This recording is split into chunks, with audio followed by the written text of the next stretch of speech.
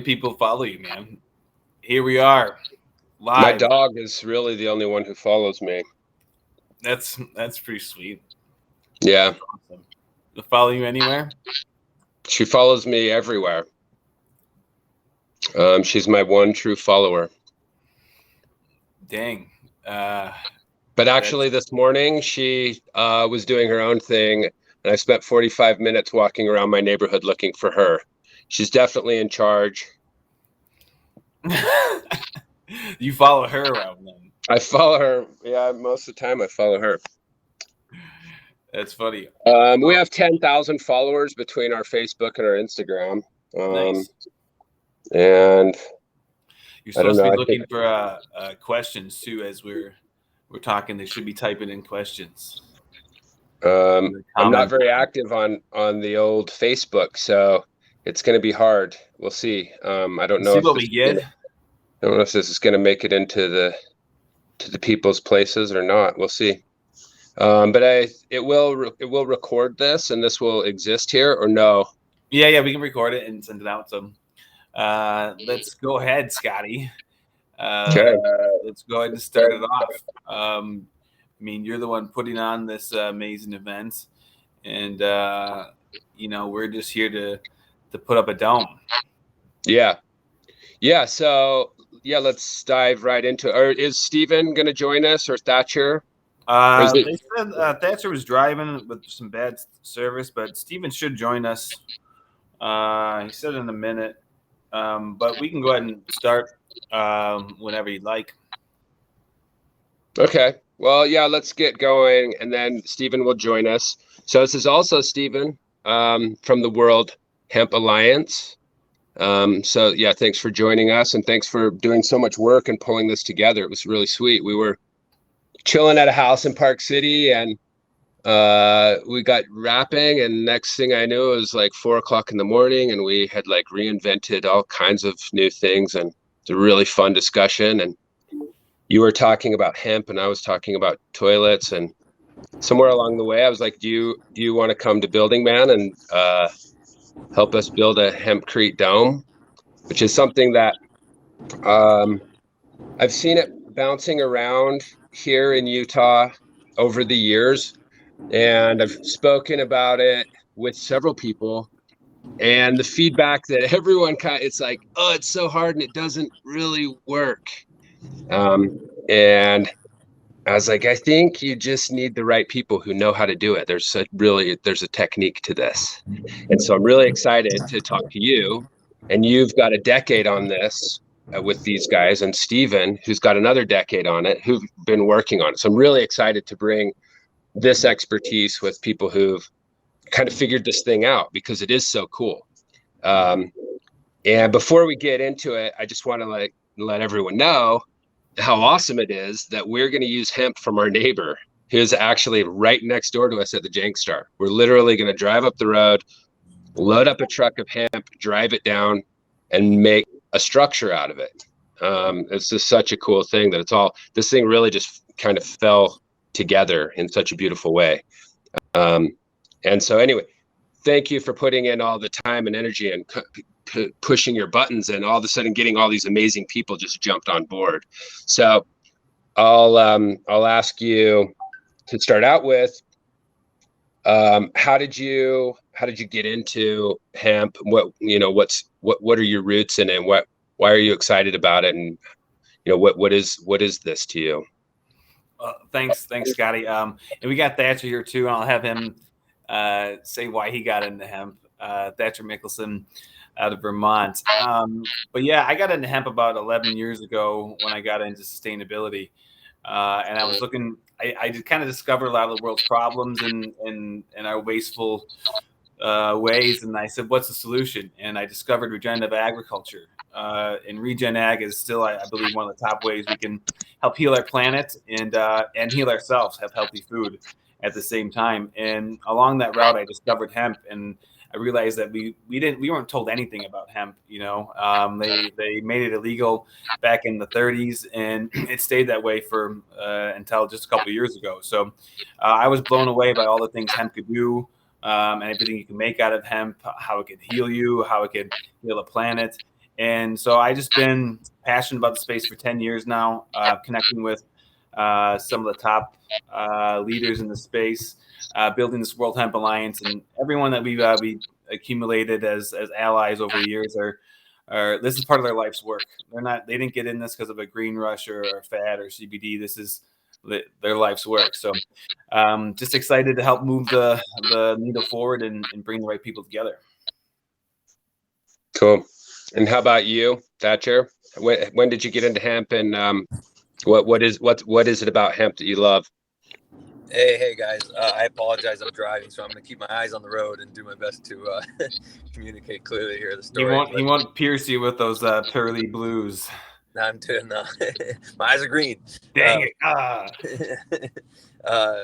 So yeah, I mean, actually, way back. So when I was 16, my sister told me to read this book, "The Emperor Wears No Clothes" by Jack Herer, and that book really changed my life, along with many other people in the hemp industry. I firmly believe that if it wasn't for that book, we wouldn't be experiencing this modern real renaissance of the cannabis plant, both THC stuff, the work Jack Herer did with THC, and also all the truth and knowledge he spread about the hemp plant and how much it can help with industrial materials that are non-toxic to help address our everyday needs. Everything that you come in contact throughout the day that aids you in your modern life could actually be made from hemp. Even future like materials that could replace plastic and steel. And I'm even reading about and talking to people that eventually in the future may even be able to make glass out of hemp cellulose. Who'd have thunk it? It's totally incredible.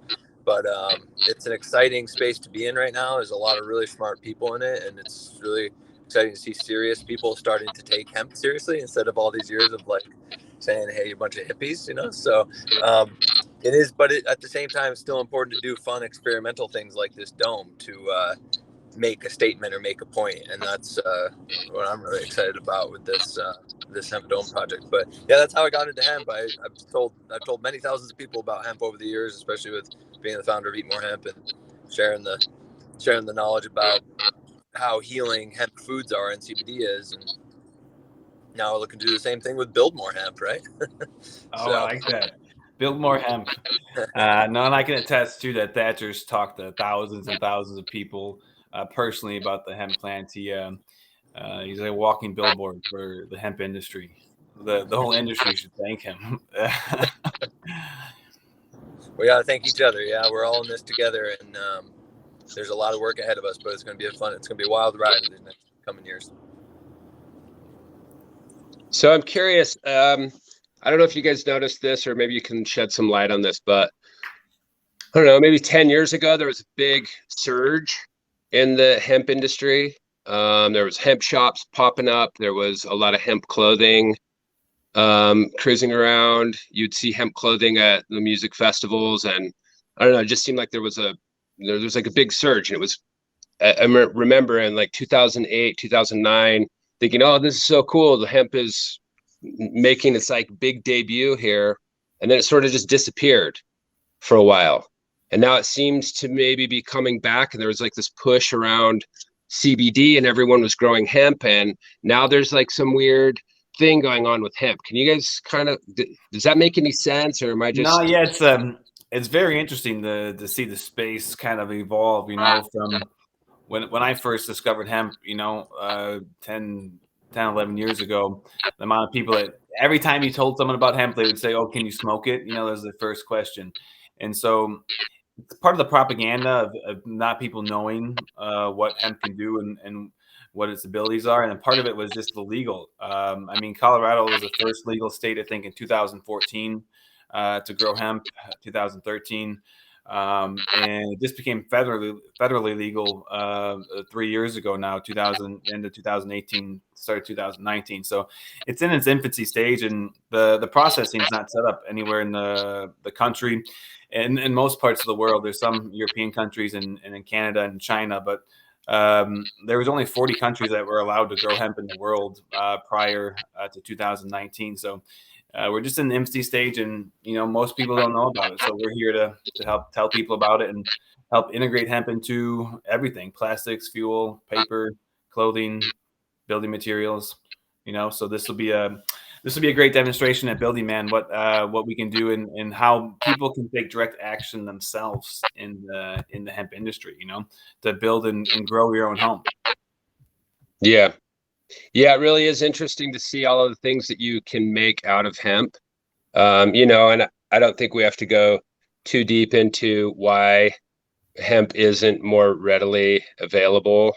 I think most people understand kind of the history of hemp and why, hemp has kind of been hidden from the population in some ways, or made very difficult to grow and use in a lot of ways. And I think for myself personally, when things are prohibited, there's a reason behind it. It's like, why would you even do that when you can make such cool things out of it? What's the point? So it's really great to see this resurgence in things like this, and the ability to grow an entire crop that can be used to build your house. It's like you can move onto a piece of land. The first thing you do is grow all the stuff you're going to build your house with. It's such an exciting concept, and all of the other cool things that you can do with hemp that we'll get into. So do you guys want to talk a little bit about the I guess the building projects that have kind of like led up to this, and how you met Stephen, and Sure. who's going to be leading this workshop? Yeah, no, thanks. So I've been in carpentry since I was a teenager. I took building trades in high school.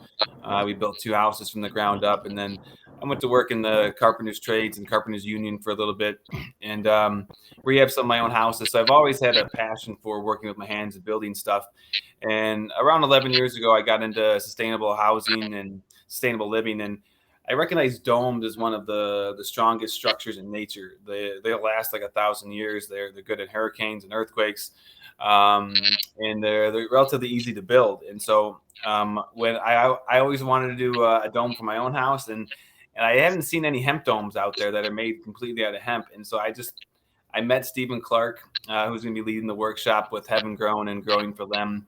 About a year ago in Mexico, we put on an event with actually Dan Hare, Jack Hare's son, and put on a little hemp workshop. And Stephen gave me a tour around Mexico. We went for 2 days, driving around to about a dozen of his job sites where he's built stuff out of earth and coconut and bamboo and sticks and you name it. He's been building out of it and teaching people. And so when I met you, Scotty, and you said you want to do a project, I said I want to do this hemp dome, and I kind of came up with the idea of using the hemp sticks to make the triangles. So we're making these 3 meter or 1 meter long, 3 feet long hemp stalks that will be the triangles we make for a reciprocal dome, and then basically make a nest with the 1/4 inch hemp stalks, and then fill it with the hempcrete. And I called Stephen, Scotty, after we came up with this idea, when I said, how experimental do you want to be? And you said, how experimental do you want to be? And I said, that's my kind of guy. And I called him. I said, Stephen, can this be done? He said, well, no one's been crazy enough to try it, but it can be done. He said, you can build a dome out of toothpicks if you want to. So we're putting this dome together. It's a 3-day project, Monday, Tuesday, Wednesday, kind of a hemp intensive workshop. And then the last 3 days we'll be putting it all together. But kind of just all came together, through just keep pounding the hemp drum. Cool. Yeah. So for those people who are joining, there's some people on the live. If you have questions, just go ahead and ask them in the comments section. I'm looking at the comments section on Facebook, and we can field those questions as they come up. And yeah. So the Reciprocating Dome is kind of a twist on the Geodesic Dome. For those who don't know, the Geodesic Dome it's basically pentagons and hexagons, and you can do 3 variation, 4, 5, 6, 7 up as high as you want to go until you eventually make a perfect circle. But you start with hexagons and pentagons that are connected together. It looks like our points that are all kind of connected together with either 5 or 6 points. And so most domes that I've put together and built, you take a pole and you drill a hole in it, and so you've got these 6 pieces that you have to bolt together, and then you get the whole thing all done, and you've got all these bolt patterns.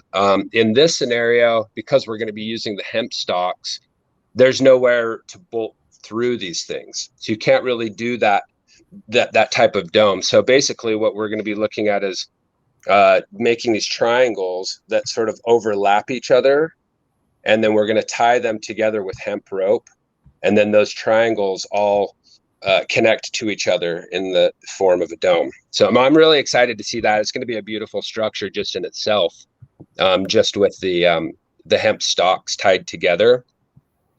And then we'll go through the process of making the hempcrete with lime, and we've got this hemp that we're getting from the neighbor, which is really exciting. So we're just going to drive that literally like less than a half down the road from where it was grown, throw it in a wood chipper until we get it to the right consistency, and mix this hempcrete up. Oh yeah, there's a photo. There's a picture of the thing that we're going to be building. Yeah, Stephen Clark made this little model today of what we're going to be building out of chopsticks. And these structures will hold at least 5 times their weight. So yeah, that's crazy. Fun.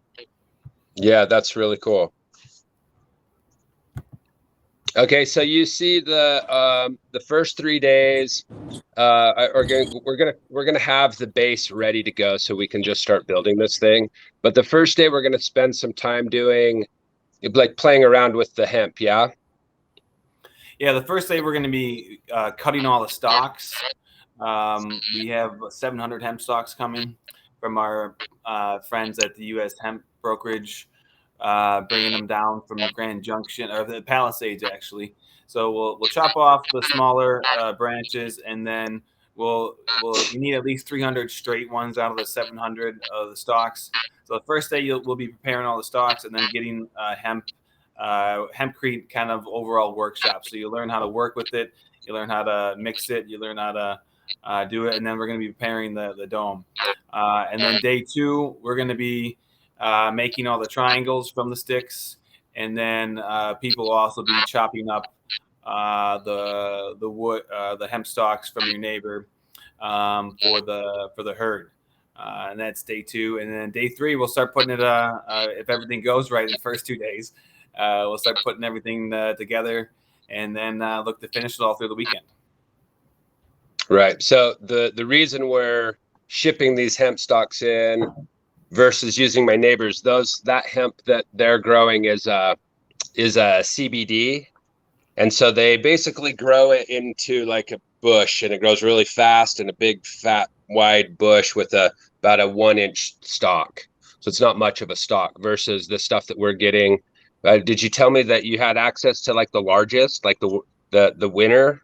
The largest. We initially thought we had Larry with Hemp Traders. He last summer he grew the world record hemp stalk. It was 22 feet tall, and we thought we had access to those, but he basically used them, all of them, from last year. So these ones are from the U.S. Hemp brokerage, Jeff Cole, from one of his farmers right down the road in the Palisades. Cool. Okay. There's a little bit of tech that goes into figuring out what type of hemp to use. And the idea here is we're trying to build something that you could build anywhere in the world, and getting it to a point where we have all of the pieces and the components and the process dialed to where you could build a structure anywhere in the world that you can grow hemp. And I suppose you could get hemp just about anywhere in the world. But that's why we decided to go with using the hemp stalk as the structure itself. You could use a number of things for the structure. And then the hemp is basically the insulation and the finish. The finish part, that's the part that I'm really excited about. How you finish this thing so that it lasts. And that's always been kind of a trick. We've done a bunch of different cob workshops where we've made cob, sand, clay, and some carbon mixed together, cover something or build things. We've built all kinds of structures with it, and getting that finished layer is always kind of a challenge. And we've got a bunch of different examples at the Jankstar that you can come and see. This is what we did. This is how we did it. This is how well it's working. Some of them work really well, some of them not so well. But we're not using any concrete. There's no concrete at the Jankstar. We don't really use any new material at the Jankstar. You're not going to see very many new things there. Even screws we try to reuse, but we buy a few things here and there. But our goal is to reuse, reduce, restore those R's. We're really doing it down there, and it's hard. It's a lot easier to go to the hardware store and buy a bunch of stuff and go build the thing. But you can go to the hardware store right now and realize that everything that you were going to buy is twice as expensive. So that's really great from that perspective. It's forcing people to be interested in this, take a look at this, this type of a technology. So that's pretty cool. And so, yeah, so this, what was Stephen was talking about, some of these structures in Rome, 2,000-year-old structures that have this technique that we're going to be learning. Or even yeah, I mean, the pyramid with Go ahead. the geopolymers doing the pyramids. There's been some scientists recently who I forget his name. I wish Stephen was here to share with us exactly. David Ortiz. Yeah, he's reverse engineered the method of how the great blocks were built for the Great Pyramids. They're actually cast on site.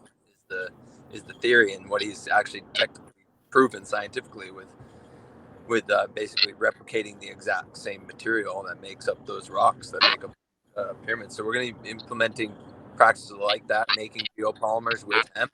And Stephen even spoke about how we can make hemp graphene in the desert there in a 55-gallon drum in the absence of oxygen, similar to how you make like a biochar, but using ground up hemp stalks, powder, and sugar.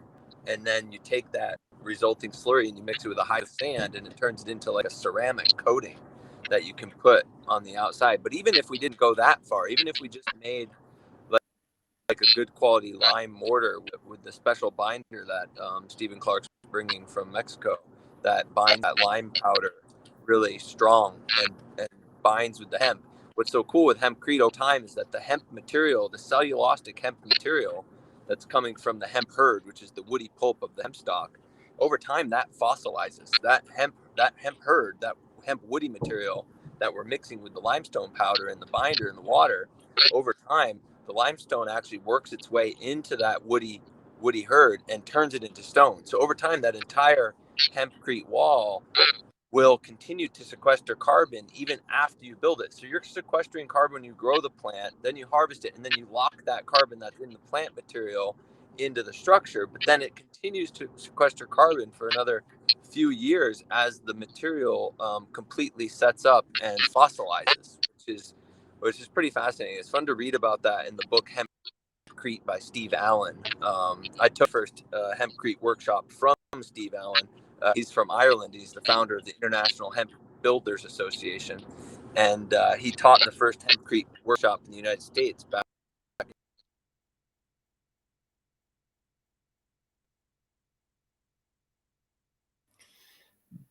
Are you there? I'm here, yeah. Back, I think it was around 2014. Oh yeah, so way back. Okay, going back to the pyramids. Okay, so did I understand this correctly, that someone is claiming that the blocks from the pyramid were cast? It was pretty funny. He was smoking. Oh, hey, Thatcher, you're cutting in and out. So yeah, this Who guy was David smoking joints? That's great. Yeah, that guy was smoking joints. Yeah, figured out how to do the pyramids. Game over. No, I think so.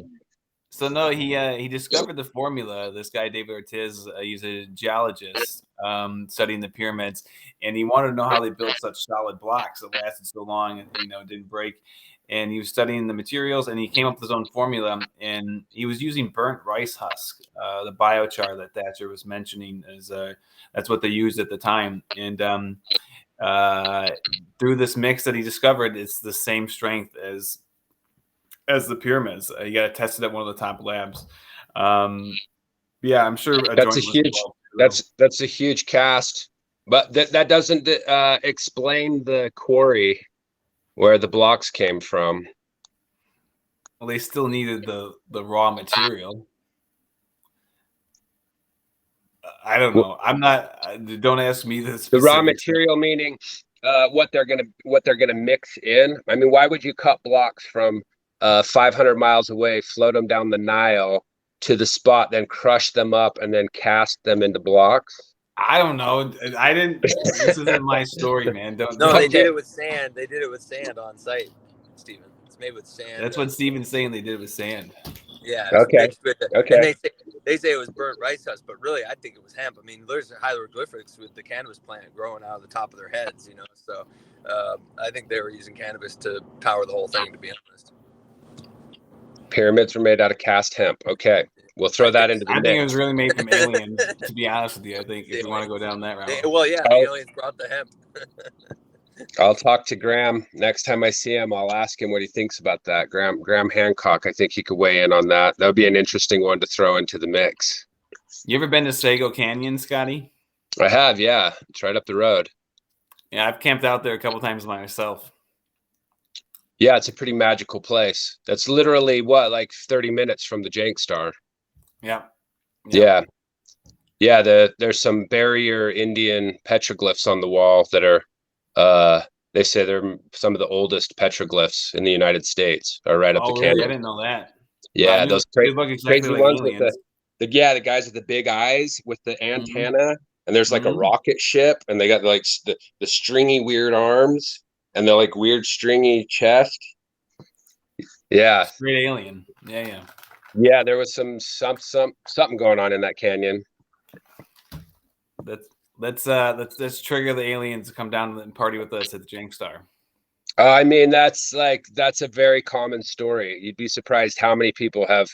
Well, I'll be at the grocery store and someone will be, Scotty, hey Scotty, I met you at the Jank Star. I was at the Jank Star, and we'll start talking. We're just like there in the like cereal aisle, and they start telling me their random story about seeing an alien at the Jank Star or their really crazy experience they had at the Jank Star. It's almost like every time somebody wants to tell me a story of the Jank Star, they're these really bizarre stories. Yeah, I can only imagine. We do not need to summon anything. Just go there, pray for peace and calm. Let's bring peace and calm. Perfect. Yeah. Well, so great. Did you get any questions? You got any more questions for us, Scotty? No, I don't think. Let's see.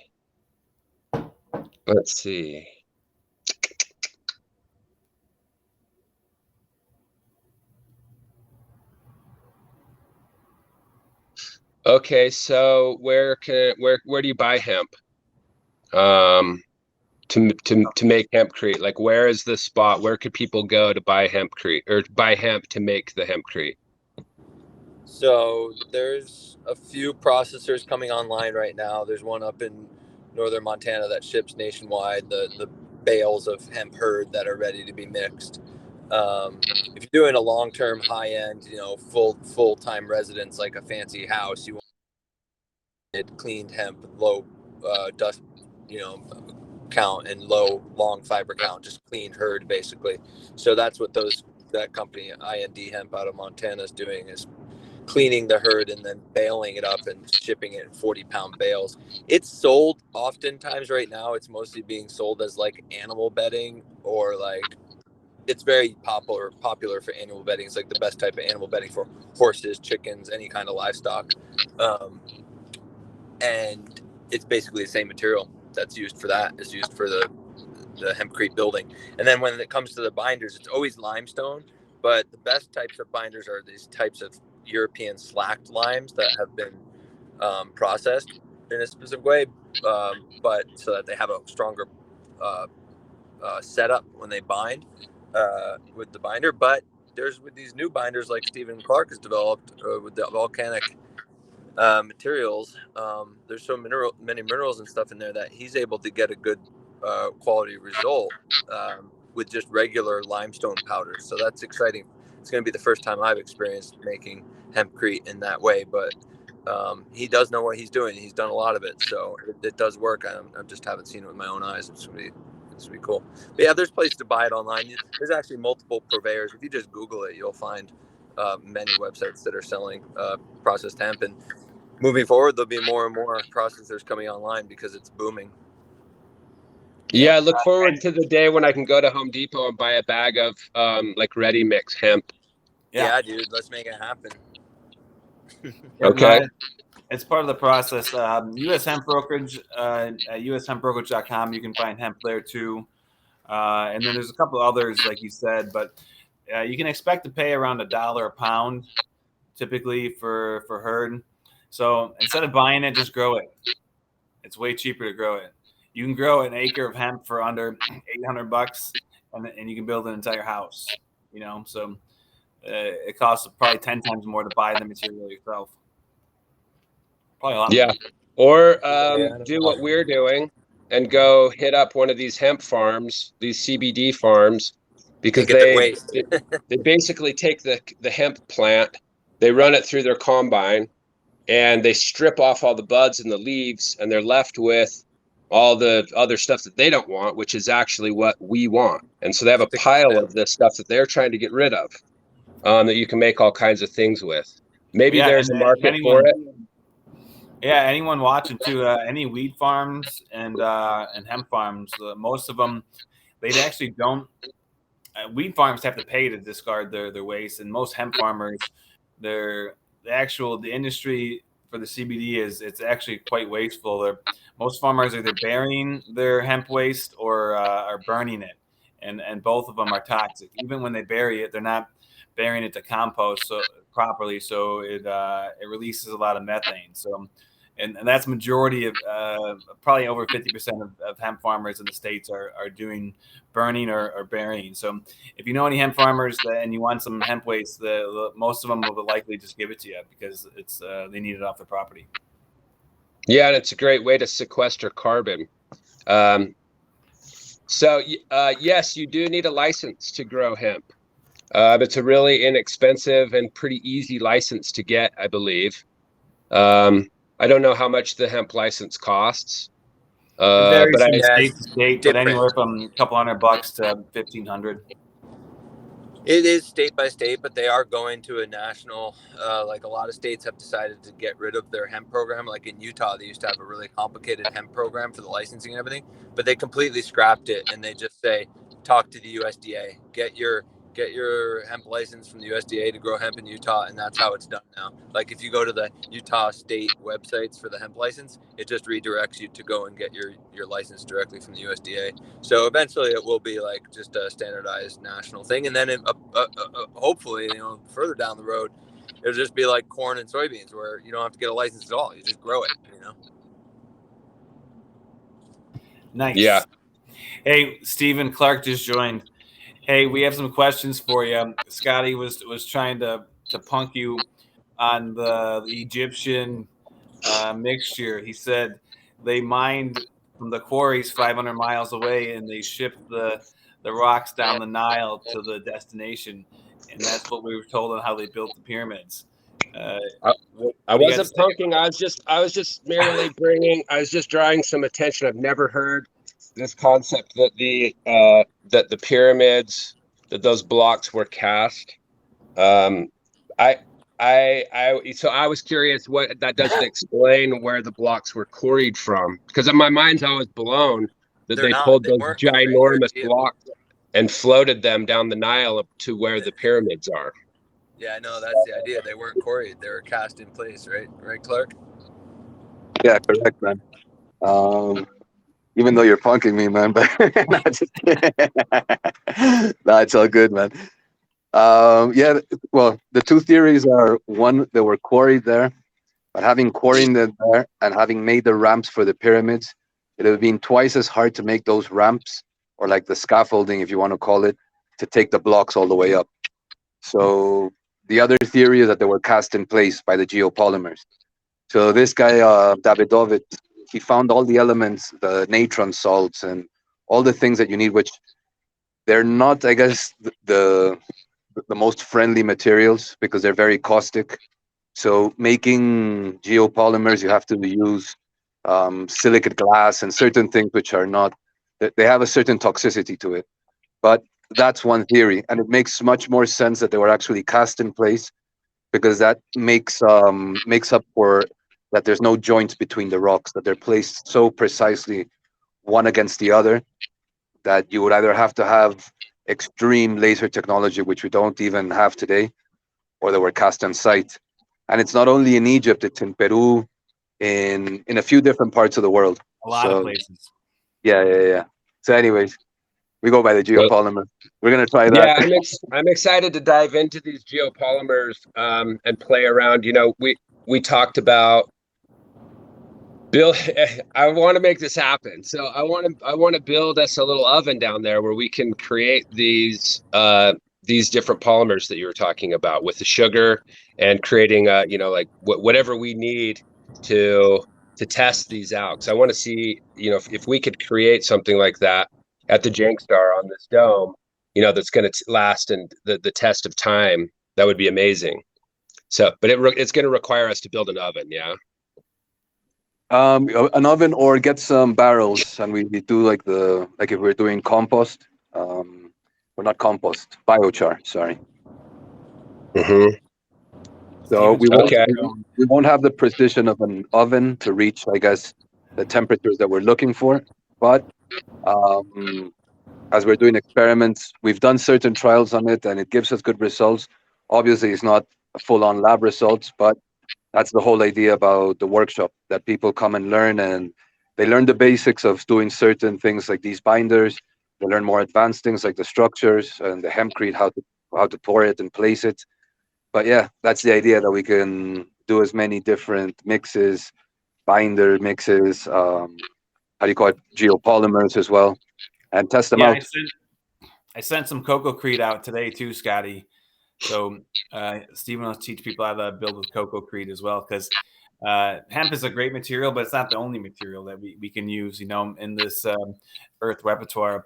And yeah, make sure you get a couple steel drums, and you guys can start a fire and burn some stuff. Right on, man. Yeah, I think we're gonna make that happen. We're gonna make that happen. We're gonna make some biochar down there. We need to make some biochar anyway. Correct, because it has many applications. Like, depending on how you load the barrel or the steel drum, it's the resultant material. So you can go as extensive as trying to make materials that are similar to graphene or derived from plant, or you can make standard biochar, which is fantastic for the soil and regenerating everything around. So yeah, it's an excellent option. And a lot of people are using biochar and starting to use it in regular concrete as well. I think you can use.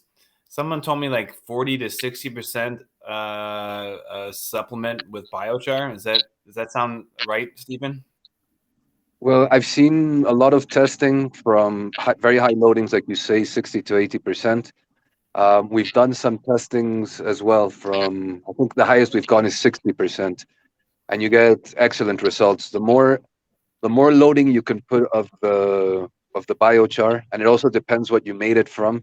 So, for example, one of the ones that we're going to do is a silicate sand or desert sand, which traditionally is not the best for construction.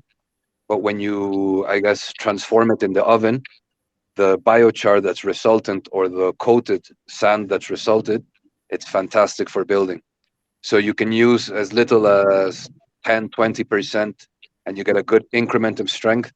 Ideally, we've seen that around 40, 50% gives you the best strength, but it really depends what you're looking for. If you're looking for conductivity, if you're looking for strength, or if you're looking just for, how do you call it, mortar mixes or these kind of things.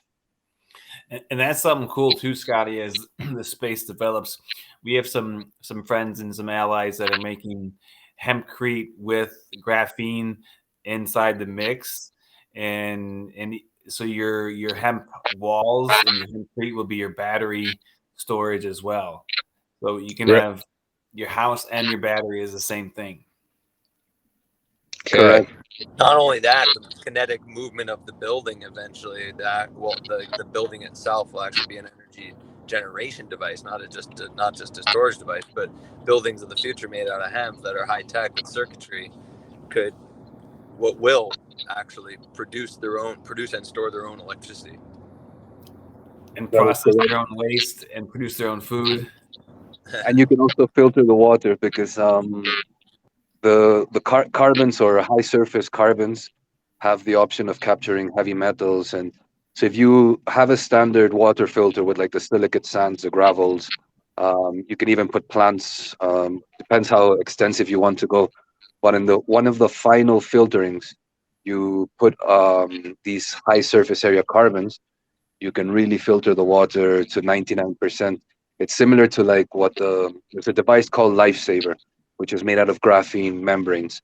So you can literally, it's like a straw. You can grab any water from anywhere, drink from it, and it's completely potable.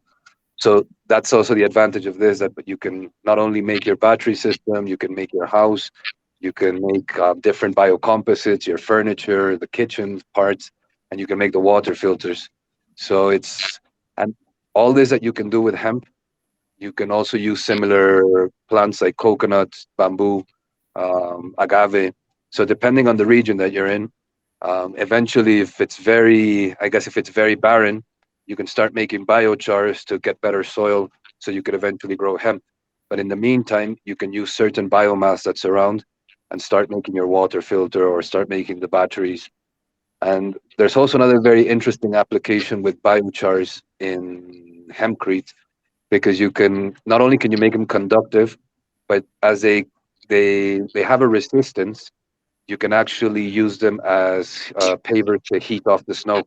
So in places where you have a lot of snow, you can make these pavers, and instead of having to plow all the time, you just connect it to your energy source, turn it on, and it's just going to melt all the snow away. So it has many applications for even like public places. You can put it in roads, many applications. Amazing, yeah. And Stephen will be teaching everybody too how to make your own water filter too at the ranch. So if you're stuck out in the middle of nowhere and you can make this biochar, you can have a water filter. Correct. Cool. Correct. So this is like a survival / hemp course, wilderness survival. Yeah. Well, we're going to Building Man, so. Cool. You might need that water bottle filter at some point during Building Man. You never know.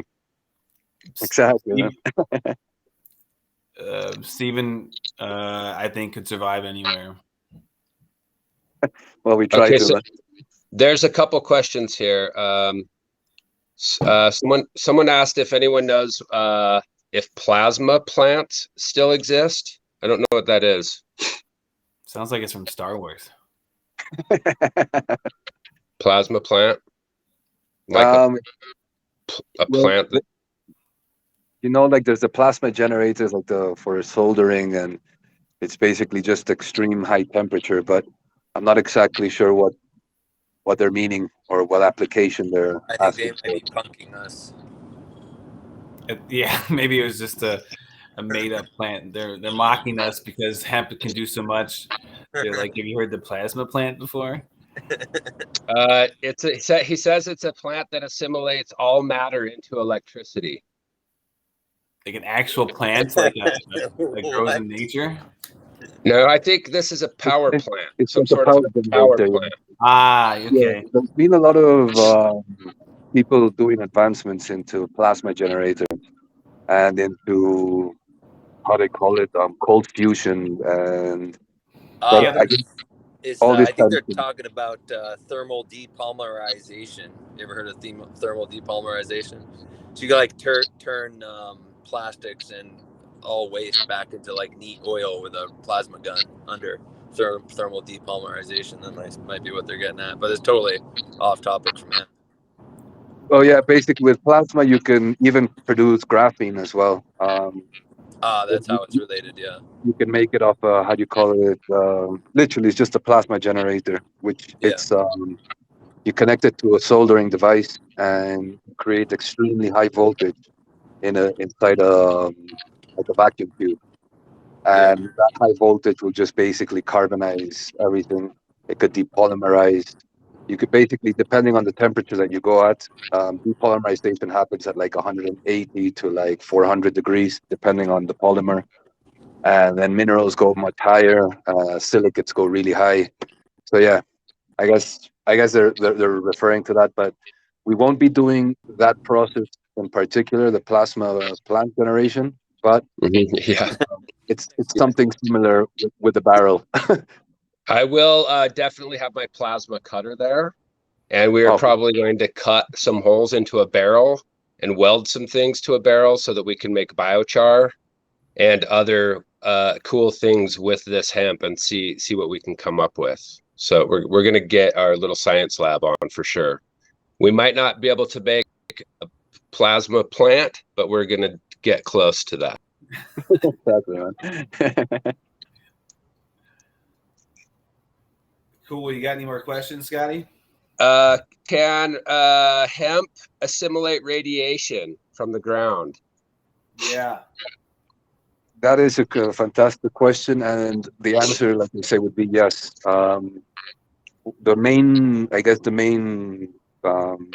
experiment or result that is seen was actually in Chernobyl in Ukraine. Maybe there's not much left of it now, but after Chernobyl was abandoned, when they went back to test the radiation, one of the things they were impressed the most was that hemp had overtaken the landscape.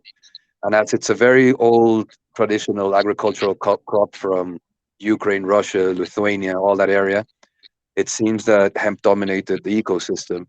Now, how much radiation does it pick up? It's not 100% sure. There's also a paper, well, not a paper, but an experiment from a Japanese guy called Masaru Emoto. He used to study structures of crystals in water. So he basically freezes water, takes a picture, and sees how it crystallized. Now, depending on, and this is, you can look it up. It's called Messages in the Water. If you would pray to the water, if you shout to the water, he makes an experiment with rice. He puts two rice bowls. One of them he says thank you, and the other one he just shouts at it, just says screw you or whatever. And there's an update on the third rice bowl, which he completely ignores. Now, the bowl that he says thank you, the rice doesn't go off for a very long time. The bowl that he says screw you, it goes off very quick. And the one that you actually ignore is the one that decomposes the quickest. So he analyzed all kinds of water and found that there is like the message of when you say love to the water, when you say thank you. And the whole point of this is he actually extracted the water from the hemp stalk and did the whole experiment and found that the frequency that hemp has is very similar to the frequency of love. So he Get believes out of here. hemp is one of the best plants to get rid of radiation because of the frequency it contains. Now, this is just information that's out there. You can look it up. But yeah, that's, I guess, the most that we know about radiation. So It it does is a help. peaceful plant, even if it resonates the frequency of love. Exactly, man. Okay. All right. If you guys say so. Uh, You're going to punk me when I get up there. Masaru yeah, Emoto's book. no. I've definitely been following the water crystals for a while. In fact, I think I had a T-shirt with some water crystals with some words underneath them at one point in my life. That book. I love it. I love it. Do it. Give me all of it. It's Exactly. Yeah. But yeah, look up yeah. Masaru Emoto and radiation next to it, and it'll take you direct to the link where he's talking about all this. Can you guys hear me? Yeah. I was going to say the title of that book is Masaru Emoto's book is The True Power of Water.